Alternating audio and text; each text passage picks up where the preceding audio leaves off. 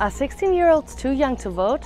The German government doesn't think so. They want to lower the voting age for federal elections from 18 to 16. In Germany, the voting age is laid down in the constitution. A change requires a two-thirds majority in parliament, a majority the government doesn't have. Most opposition parties oppose the idea. According to a new study, so do 62% of Germans. So, what are the pros and cons about lowering the voting age? Those in favor argue that young people are politicized enough and should therefore get a say. Another argument in favor? Germany's society is aging.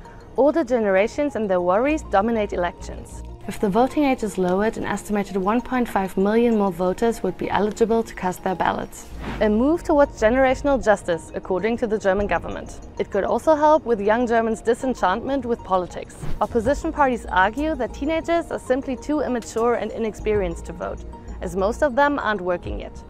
With many still living at home, some also worry that parents will influence their children's vote. The biggest opposition party, the CDU, is the most vocal critic of the prospective change. They have historically struggled to attract young voters. The governing Greens and FDP, who are proposing the change, tend to do best with young voters. In some states, the voting age is 16 for local elections already. A study shows that making 16 the voting age for all elections would boost voter turnout. What do you think? Should the voting age be lowered where you live?